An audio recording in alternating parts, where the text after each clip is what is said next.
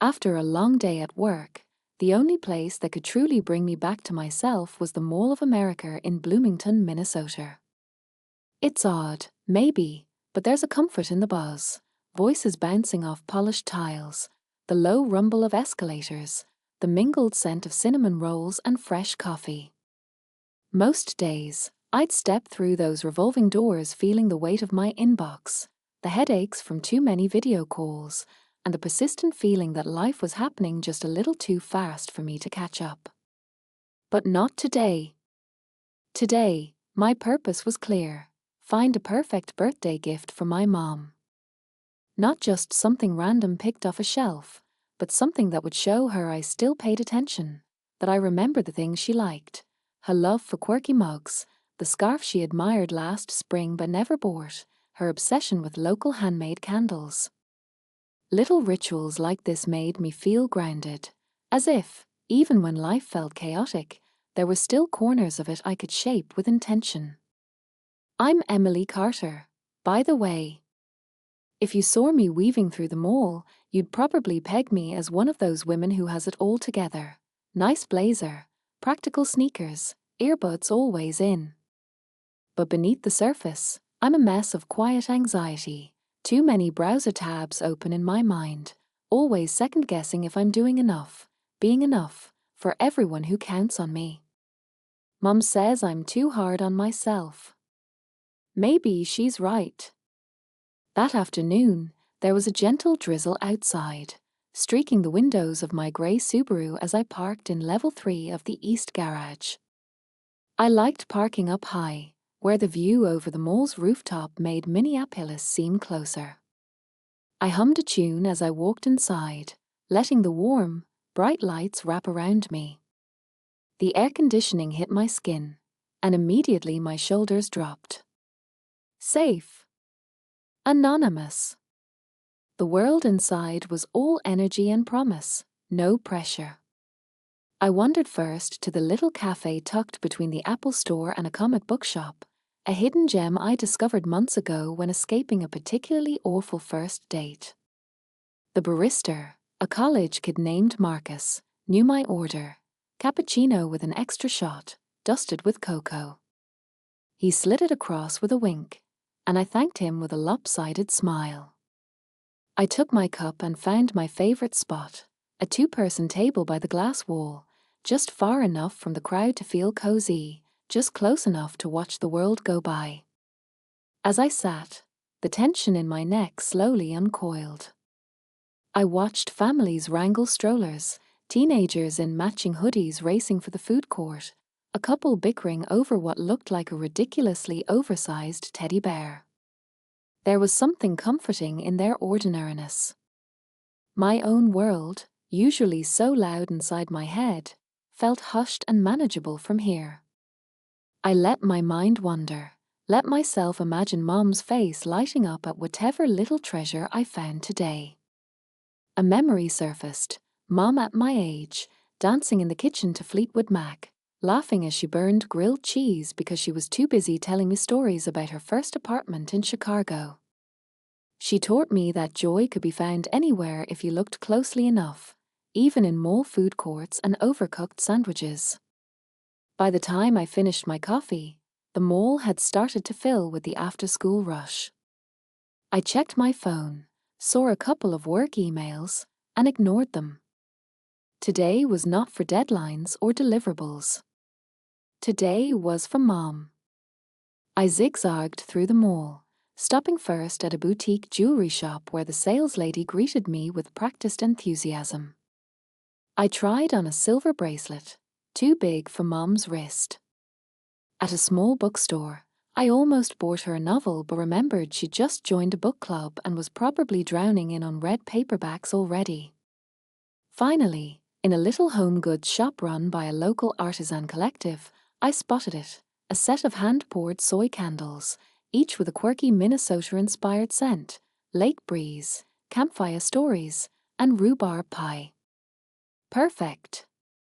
I had the Clark wrap the set in a cheery blue bag with tissue paper that crinkled just so. It was the kind of thoughtful, slightly goofy gift that Mom would cherish, the kind that would sit on her mantel as a reminder that someone out there truly saw her. Gift in hand, I felt a little victorious, a rare feeling, lately. As I stepped out of the shop, I paused and just listened.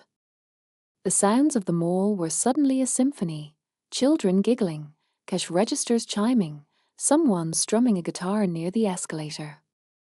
I felt, for a fleeting moment, like I was exactly where I needed to be. My heartbeat slowed, my worries dimmed.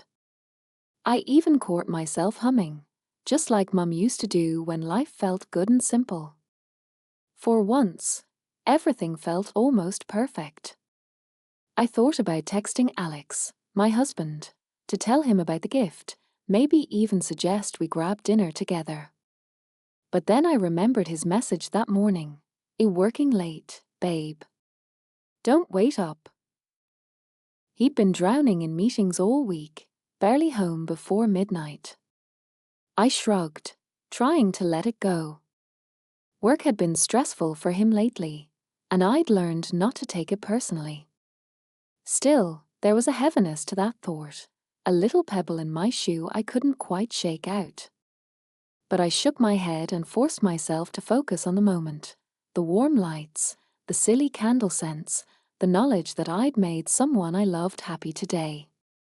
If only I'd known what was waiting for me in the parking lot, I might have lingered just a little longer in that golden, ordinary peace. The mall's automatic doors slid open and a wave of late summer air hit my face, warm, tinged with the fading scent of hot pretzels and something metallic from the parking lot outside. The sun had dipped low, coloring the sky in streaks of orange and violet. I took a deep breath, feeling lighter than I had all week. The candle gift bag swung from my wrist as I walked to the east garage, my mind already drifting to thoughts of a quiet evening at home. Maybe I'd call Mom, tell her a little white lie about how hard it was to find her present. She always pretended not to care about birthdays, but I knew she secretly loved the attention. I smiled to myself, already picturing her laugh. As I turned a corner, my keys jingling in my hand, my gaze wandered across the rows of parked cars.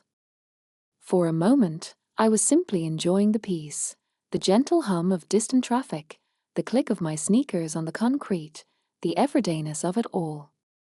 But then I stopped cold. There, 3 rows ahead, sat a car I'd know anywhere.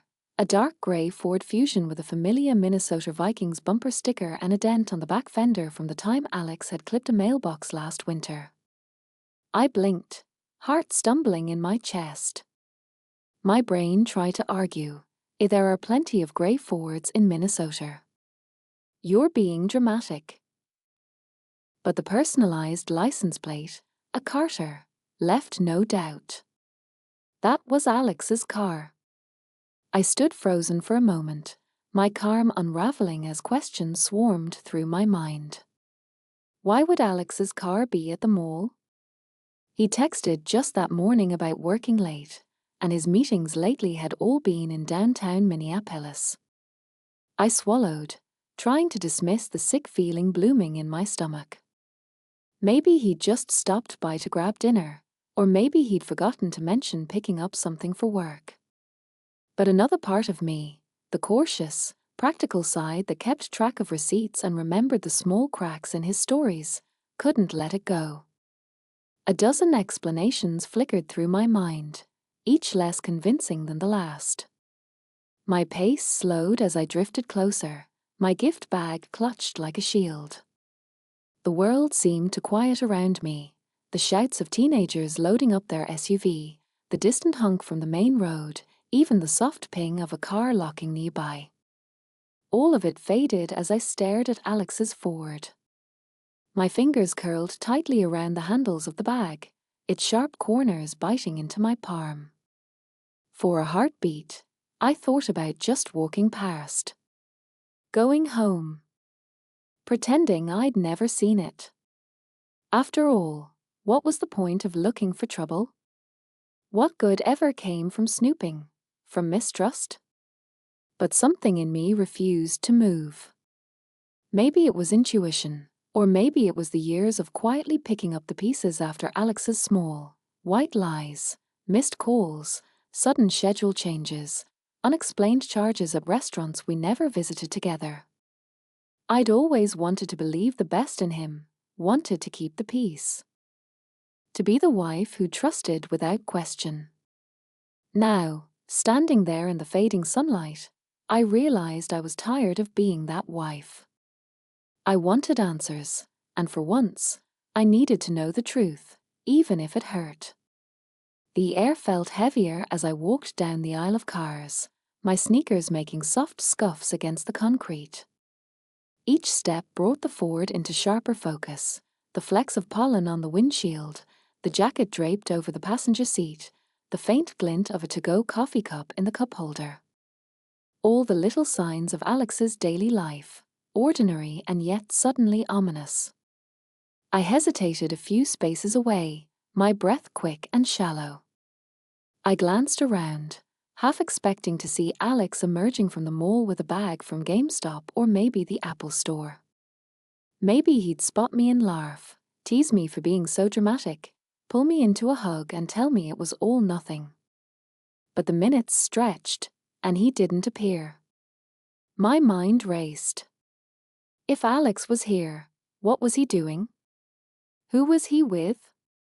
A group of college kids passed by, their arms full of shopping bags, laughing about something I couldn't hear. Their joy felt distant, unreachable. I forced myself to keep moving, circling the Ford slowly, as if I were a detective in my own life. The closer I got, the less I could pretend everything was fine. I looked inside, searching for any sign, any explanation that would make sense. There was nothing, no receipts, no mystery gift bag, nothing out of the ordinary. Just Alex's jacket and that coffee cup. My stomach churned as I realized how desperate I was for even a small, reasonable lie. I straightened, willing myself to breathe, to think. For a moment, I considered calling him, asking where he was, forcing the truth out of him with one simple question. But I knew, deep down, that if I did, he'd have an answer ready, a practiced, easy lie. He was always good at that. So I did the only thing I could. I waited.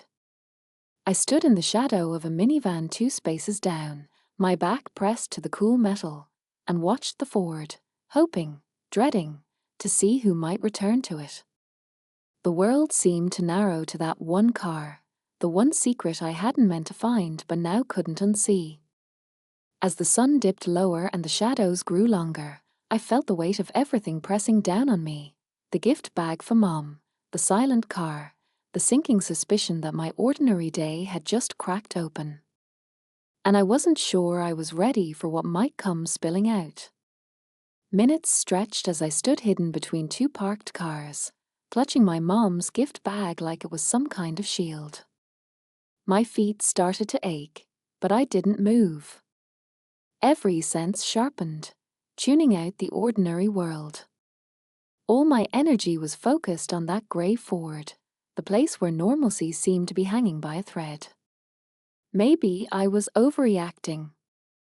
That was the phrase running circles in my head, looping through every excuse I'd ever used to avoid confrontation.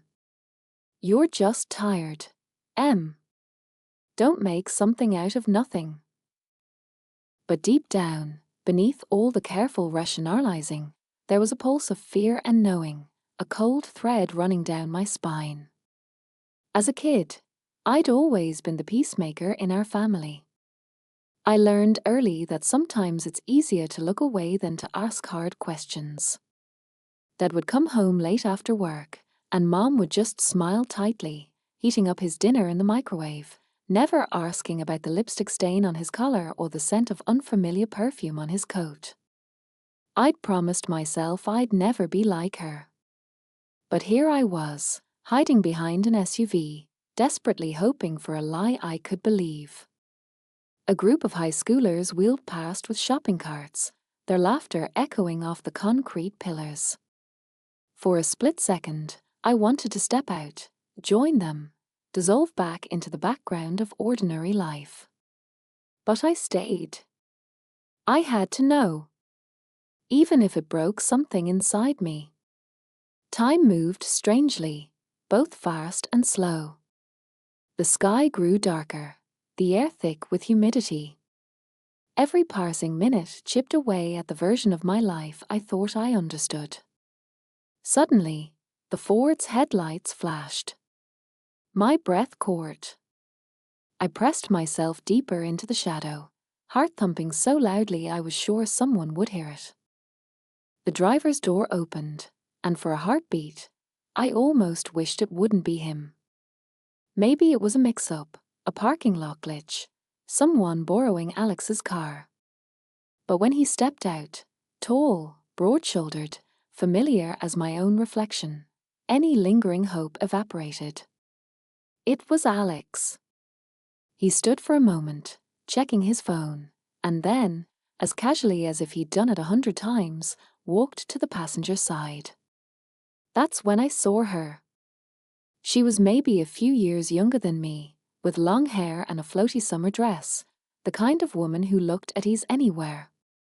She laughed as she slid out of the car, balancing a purse and a shopping bag. Alex grinned, reaching out automatically to steady her. They looked comfortable, familiar, a kind of intimacy that stabbed straight through me. I ducked lower, breath coming shallow and fast. My mind was blank, then racing. This can't be real. Not Alex. He's stressed, he's working late, that's all, right? But I saw it, saw him place his hand at the small of her back, guiding her toward the mall exit. Saw the quick, practiced kiss he pressed to her cheek, the kind you give when no one's supposed to be watching. I felt my insides twist, 1,000 feelings colliding. Hurt, fury, disbelief, something almost like relief. At least I wasn't crazy. The tiny cracks I'd felt for months weren't in my head. They were real. My first instinct was to confront him, to step out from behind the car and demand an explanation right there under the fluorescent parking lot lights. But I stayed hidden, immobilized. There was something powerful about seeing it for myself, without him spinning it into some story. My phone was in my hand before I realized what I was doing. Fingers trembling, I snapped a few photos, each one feeling heavier than the last. I wasn't sure if I'd ever show them to anyone, but I needed proof, something real to hold on to when the inevitable questions and self-doubt came. They walked away, Alex laughing at something she said, their voices mixing with the hum of engines and the distant music drifting from the mall entrance. I waited until they were gone, every muscle aching, tears prickling at the corners of my eyes but refusing to fall. Not yet. I wouldn't let myself break. Not here, surrounded by strangers and the remains of a perfect day. The parking lot was suddenly too bright, too exposed.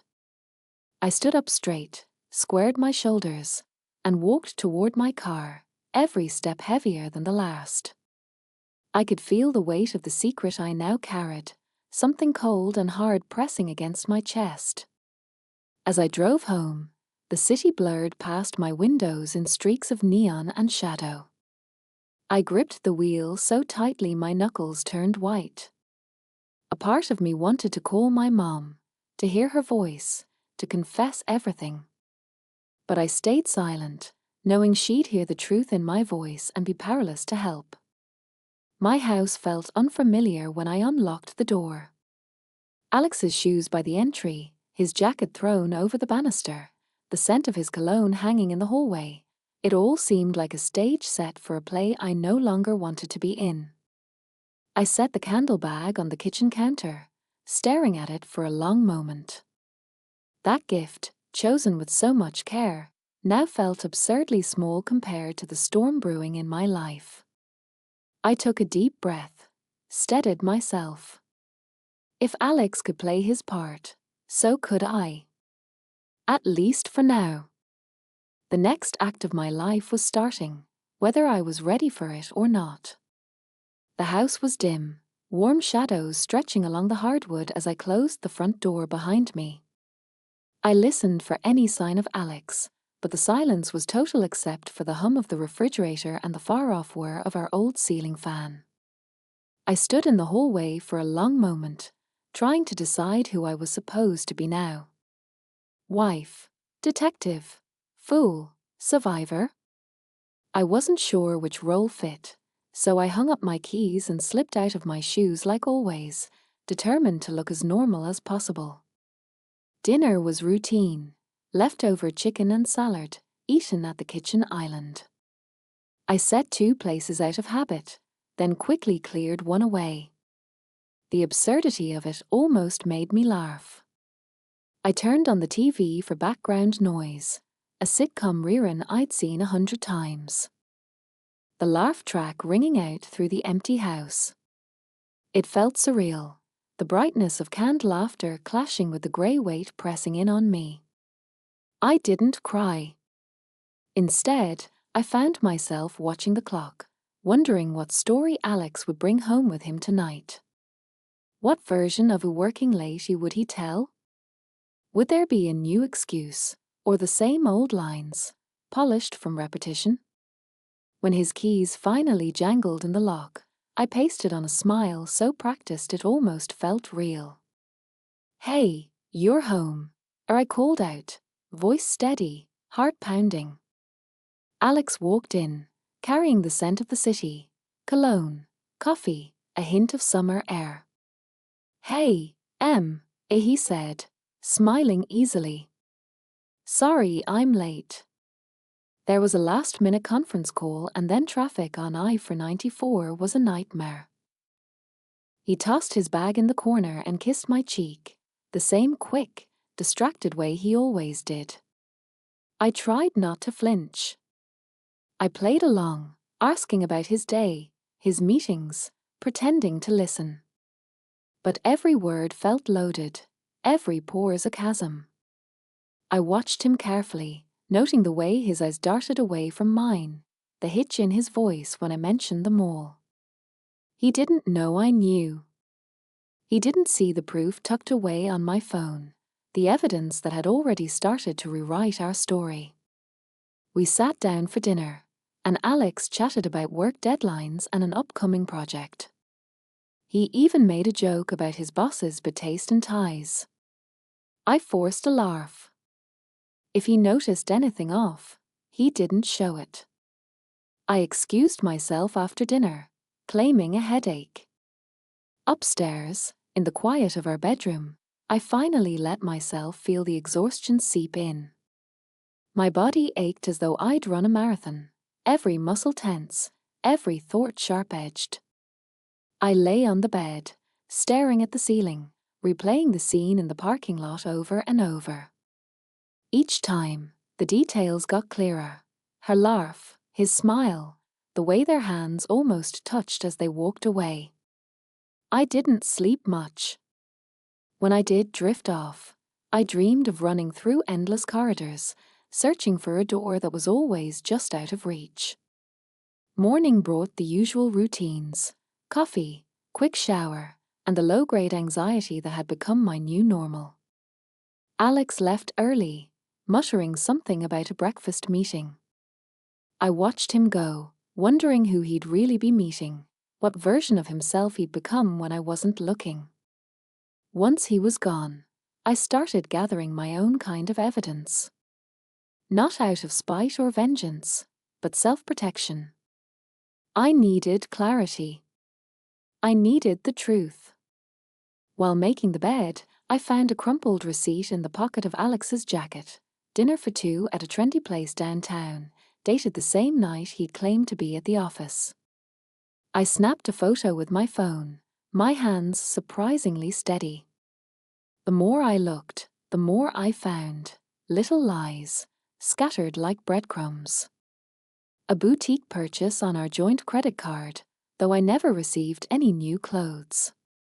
Text notifications from an unfamiliar number, always deleted but sometimes flashing on the screen for a split second too long. It all started to form a pattern, a puzzle I never wanted to solve but now couldn't ignore. At work, I was distracted. My co-workers noticed, offering concerned glances and gentle questions, but I brushed them off with vague smiles. I poured myself into my tasks, hoping that busyness would dull the ache inside. But every quiet moment was filled with questions. How long had it been going on? Was this the first time? Or just the first time I'd caught him? I began saving everything: screenshots, receipts, emails. Quietly, methodically, I built a folder on my laptop, encrypted and hidden under a boring name, a 2023 taxes. It felt absurd and a little thrilling, like I was a spy in my own life. Alex continued his performance at home, sweet, attentive, always quick with a kiss on the cheek or how was your day? But now I saw the little ticks, the split-second hesitations, the moments when his phone never left his side. I played my part, too, matching him lie with my own kind of silence. Late at night, I lay awake, feeling the bed shift as he slept beside me. I listened to his steady breathing and wondered how many times he had come home to me straight from her. The thought burned, but I didn't let it show. Instead, I tucked it away, letting it build into something strong and cold: resolve. On the outside, our life looked perfectly ordinary. We waved at neighbors, hosted barbecues, posted happy photos for family and friends. But inside, everything had changed. My silence was no longer weakness. It was my shield. He had no idea the storm that was coming. Days slipped by with a strange, heavy rhythm. On the surface, life moved forward: emails, meetings, meal prep, weekends with Alex's parents or friends.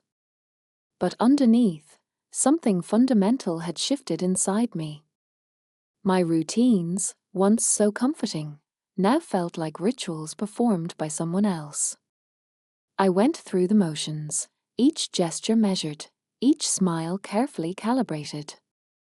My evidence folder grew. Receipts, screenshots, notes on his late arrivals, even a photo of a necklace in our jewelry box that I'd never worn. I kept my tone light, my conversation breezy. I wanted Alex to keep underestimating me, to believe he was still in control. If he noticed I'd become quieter, he never mentioned it, maybe relieved to have a wife who didn't ask questions, who let him live his double life undisturbed.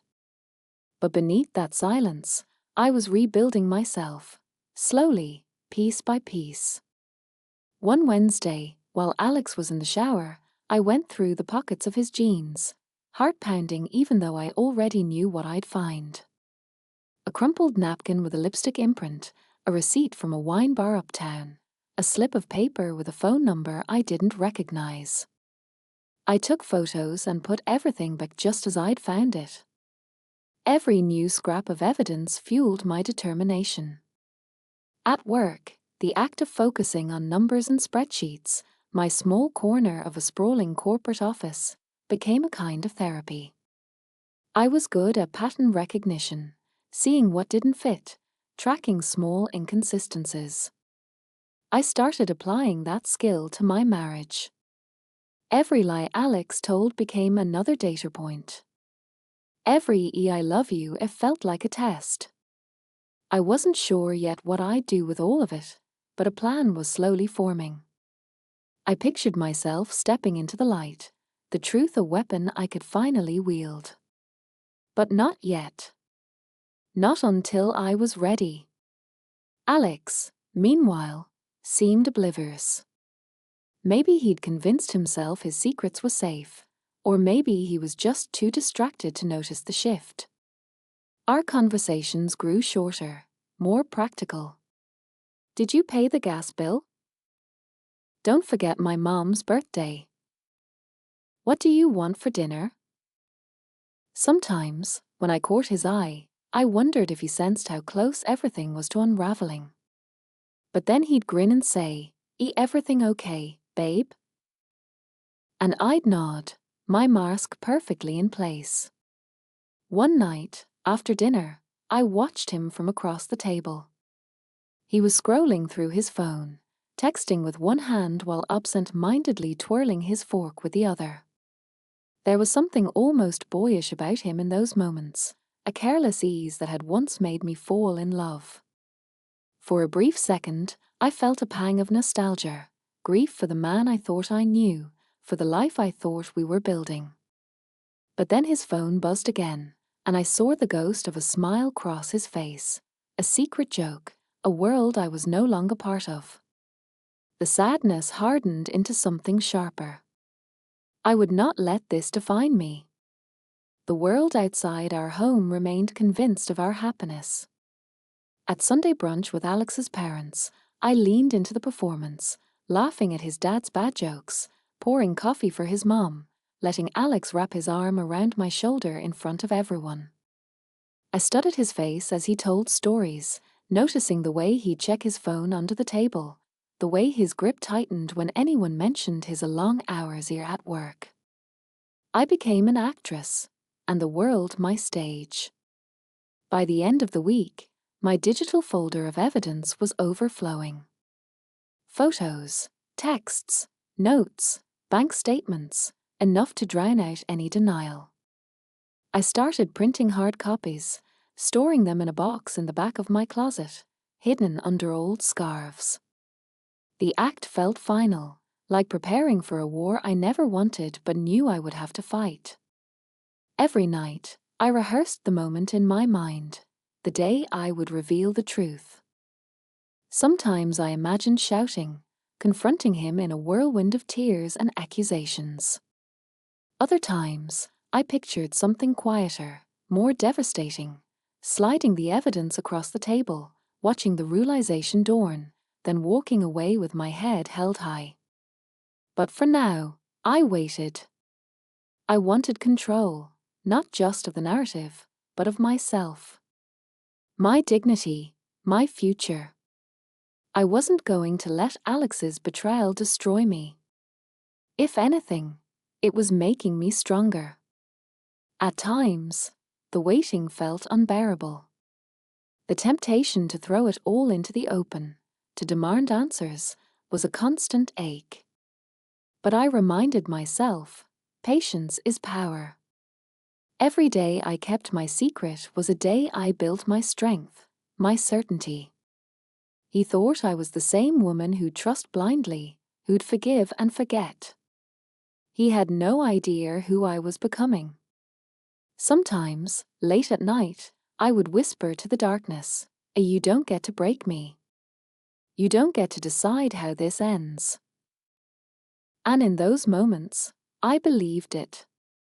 The storm was almost ready. All I needed was the right time and the perfect stage. If there's one thing I learned from my mother, it's that the best way to draw the truth into the light is to set the stage just right. She used to say, people show who they are when the lights are brightest." I thought about that a lot as I planned what would look, to everyone else, like just another Carter family dinner. The idea came to me one morning as I waited for my coffee to brew, my hands absently twisting the ring on my finger. Why not let Alex reveal himself in front of everyone who believed in our marriage? Why not make the truth undeniable, public, permanent, a moment no one could ever rewrite? It started simply, a group text to Alex's parents, his younger sister Jamie and her husband, a couple of his closest friends, and my own mom. "Let's have a real family night this month. My treat. Saturday, 6:30, our house. Hope you all can make it." The responses flooded in, smiley faces, exclamation marks. Even Alex seemed genuinely excited. "Look at you, planning something fancy," he teased that evening, wrapping his arms around me as if we were still just Emily and Alex, before the secrets. I smiled back, steady. Just felt like it was time. We haven't all been together in ages. In the days leading up to the dinner, I threw myself into the details. I wanted everything perfect. Appetizers prepped the night before, wine glasses polished to a shine, candles ready on the mantel. I researched playlists and scrolled Pinterest for table settings, choosing a blue and white theme that felt both fresh and nostalgic. I wanted everyone relaxed, unsuspecting. On the outside, I was the ideal hostess. Friendly texts, updates on the menu, asking Jamie if her toddler had any new food allergies. Inside, I felt a growing calm, as if each carefully placed fork, every folded napkin, was another brick in my wall of resolve. No matter what happened, I would not be the one to unravel. Alex thrived on the bustle. He told everyone at work about our big dinner, made a production of choosing the perfect playlist, even helped me test different red wines for quality control. I watched him joke with my mom, saw him charm his friends, and realized just how good he'd become at playing the role. I wondered if he ever stopped acting, even when he was alone. The night of the dinner, our home glowed with warmth. Candlelight flickered on the walls, laughter spilled from the kitchen, and the air was scented with rosemary and lemon from the roast chicken in the oven. I moved among our guests, topping off drinks, swapping stories, giving hugs, my smile steady and bright. Alex was in his element, telling stories about his college days, bragging about his latest work project. His parents beamed at him. Jamie snapped photos for Instagram. My mom winked at me over her wine glass. It was, by every outward measure, a perfect evening. After dinner, as dessert was served, I rose from my seat and tapped my glass with a spoon. The chatter died down. Alex grinned, clearly expecting a sentimental toast. I thought it would be fun to share some memories tonight. I began, my voice calm but strong. So I put together a little slideshow. Don't worry, nothing too embarrassing. Everyone laughed. Alex squeezed my hand, relaxing into the chair. I clicked the remote. The TV flickered to life, displaying a cheerful photo of Alex and me on vacation.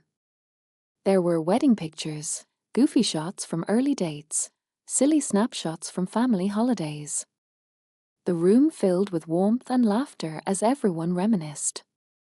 I watched Alex out of the corner of my eye, his confidence growing, his mask perfectly in place. Then, with one simple click, everything changed. On the screen flashed the photo from the parking lot, Alex's hand on another woman's back, their faces close, his lips pressed to hers. For a heartbeat, there was silence, so complete I could hear the tick of the kitchen clock. Then the air seemed to leave the room. Jamie's fork clattered against her plate. Alex's farther stiffened, his face turning grey. My mom stared at the image, lips parted in shock. Alex's hand slipped from mine, his expression frozen between confusion and horror. He looked around the table, searching for an ally, but found only silence. What is this? His voice was shaky, quiet. This must be a mistake. I met his gaze, my voice steady and clear. Is it? Because I have more. I flipped through the folder, each photo a new blow, receipts, texts, snapshots of his double life. There was no escape, no chance to talk his way out. He tried anyway. Emily, please, we can talk about this later. No, I said, standing taller. We'll talk about it now. In front of everyone who matters. A murmur rippled through the room. His friends stared at their plates. Jamie put her arm around her toddler, shielding him instinctively. My mom reached for my hand, her touch warm and solid. Alex started to say something else, but the words fell away. He knew, as everyone did, that the story had changed for good. I reached into my bag and slid a folder across the table. Divorce papers, already signed. I deserve better than this, I said simply. And so does everyone else at this table. The silence was heavy, but for the first time in months, I felt lighter, weightless, almost. The truth, ugly as it was, had set me free. I gathered my things, paused at the door, and looked back at the people who'd once been my family. I saw shock, grief, sympathy, but most of all, I saw respect. No one would remember me as a victim. They would remember me as the woman who refused to accept less than she deserved. Outside, the air was crisp and clear. For the first time in a long time, I could breathe. When I stepped outside that night, the air felt impossibly crisp, cooler than it had been in weeks, the scent of cut grass and late-blooming lilacs drifting in from a neighbor's yard. I drew in a long breath, letting it fill my chest, willing my pulse to slow. Inside the house, I could hear muffled voices, someone crying, a door closing, the confused hush of people unsure whether to stay or leave. I didn't look back. Not at Alex's pale, crumpled form at the table. Not at his parents, their faces shadowed by a grief that wasn't mine to fix. Not at my own mother, whose eyes shone with pride and sorrow in equal measure.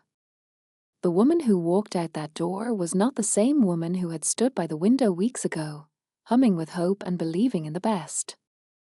I walked slowly down the driveway, the click of my shoes on the concrete steady and sure. I didn't cry. My tears were spent, my anger transformed into something sharper, cleaner, a sense of purpose that had been missing for too long. I felt every step, toward my car, toward freedom, toward whatever came next. As I slid behind the wheel, I looked at myself in the rearview mirror. My hair was slightly tousled, my cheeks flushed with adrenaline. But my eyes were clear, bright, unflinching. For the first time in a long time, I recognized the woman staring back. I drove aimlessly for a while, letting the city slip by in pools of streetlight and shadow. My phone buzzed again and again, calls from Alex, texts from Jamie and my mom, even one from Alex's best friend. Are you okay? Do you need anything? I ignored them all, needing space to just or exist. My mind replayed the images on the TV. The silence at the table, the sound of my own voice. I deserve better than this. It felt strange to finally say it out loud, to claim the right to something more than endurance, more than making excuses for someone else's failings. I'd spent years convincing myself that love meant forgiving, that patience was my highest virtue, that keeping the peace was worth any sacrifice.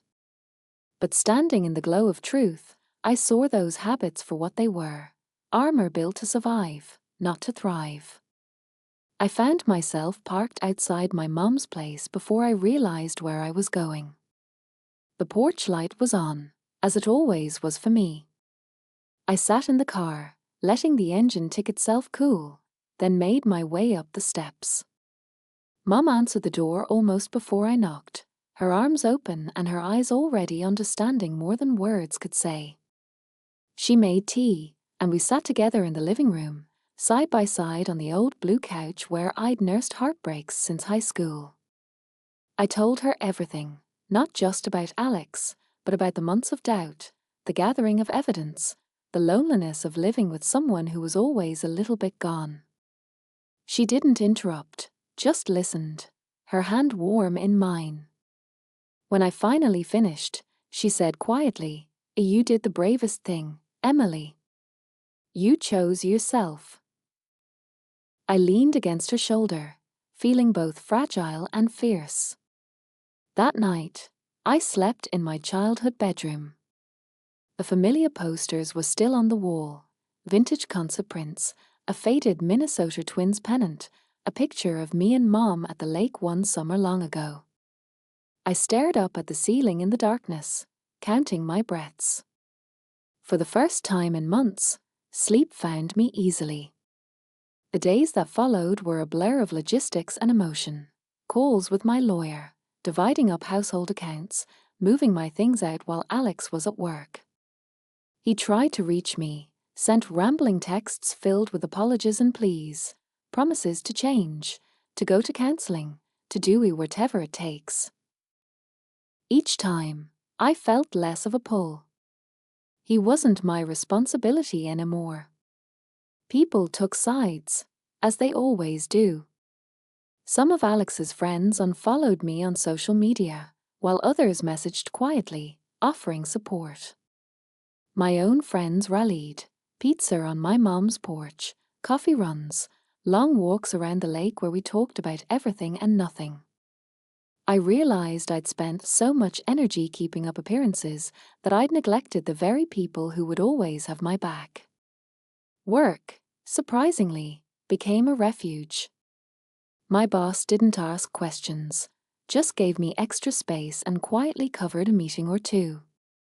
I threw myself into projects, found solace in spreadsheets and strategy sessions, the feeling of building something solid and real. The structure of my days kept me from spiraling. But healing wasn't linear.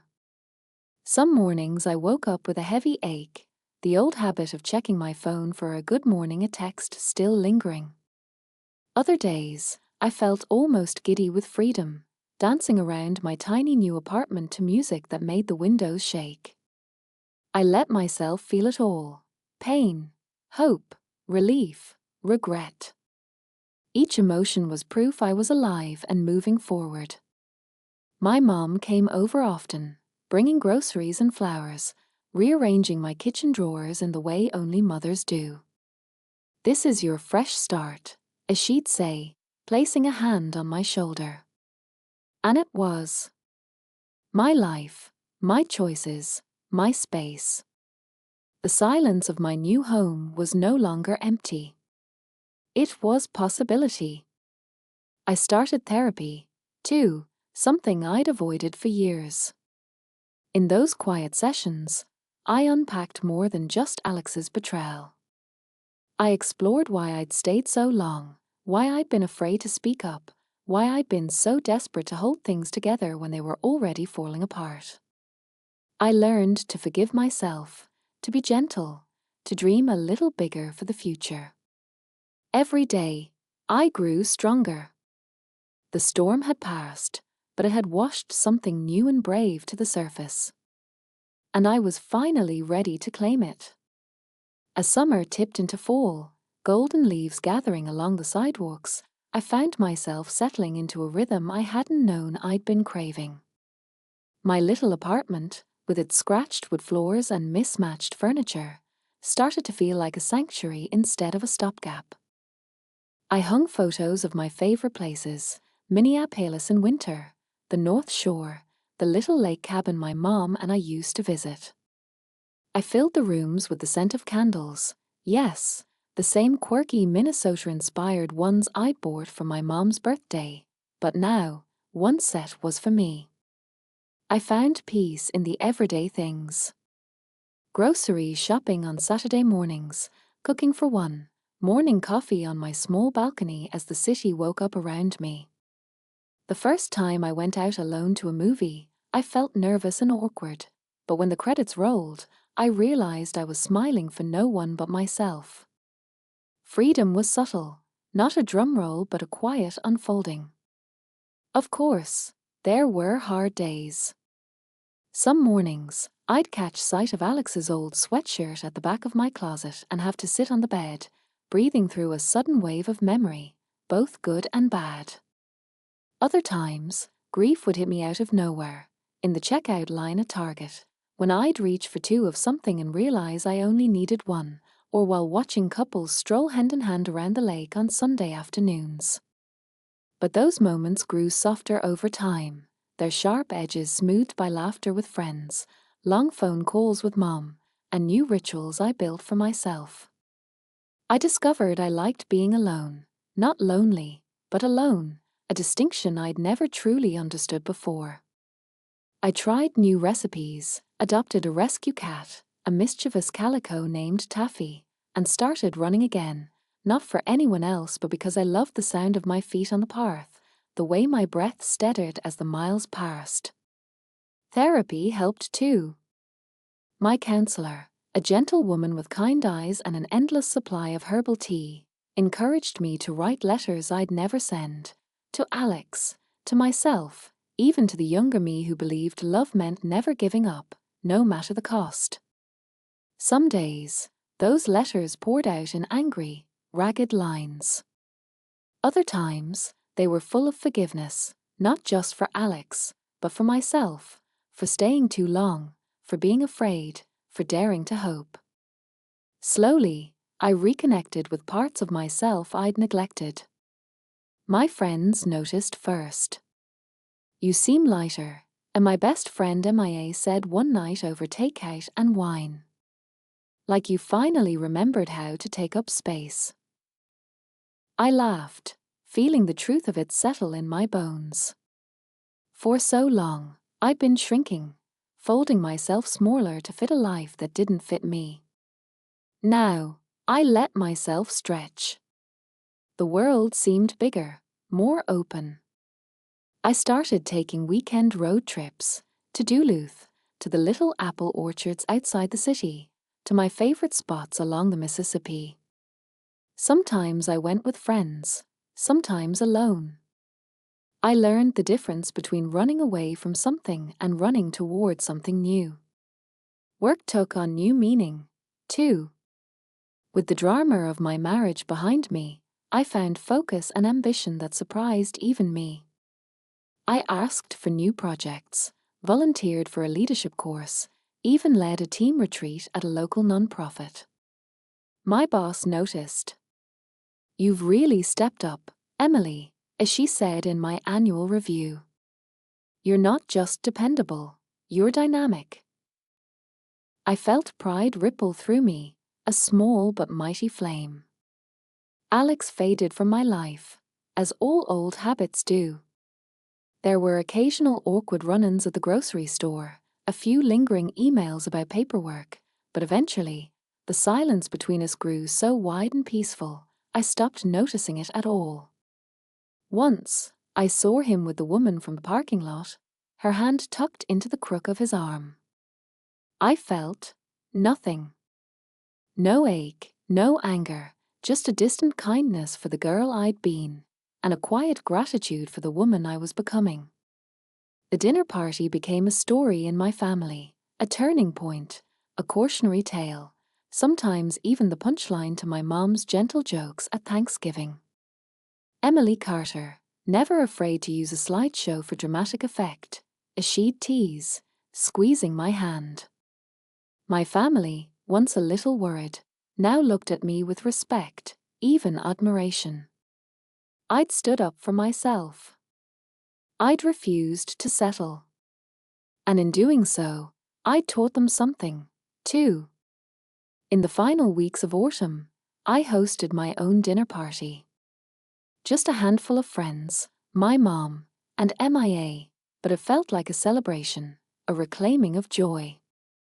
We cooked together, played silly games, told stories late into the night. At one point, I found myself laughing so hard I had to wipe tears from my cheeks. Looking around the room, I realized I felt both utterly present and deeply content. Before everyone left, I stood in the kitchen, wine glass in hand, and made a quiet little toast. "To new beginnings," I said, and to loving ourselves enough to demand the life we deserve." The applause was small but heartfelt, the smiles around me honest and full of hope. And I knew, as surely as I knew the sun would rise again tomorrow, that the worst was behind me. I wasn't the woman who waited in a parking lot anymore, or the one who gathered evidence in secret. I was someone new, braver, kinder to myself, and completely, undeniably free. As the seasons turned, I carried that lesson everywhere. Sometimes I stumbled, sometimes I soared. But always, I walked forward, one step at a time, into the bright, wild promise of my own future.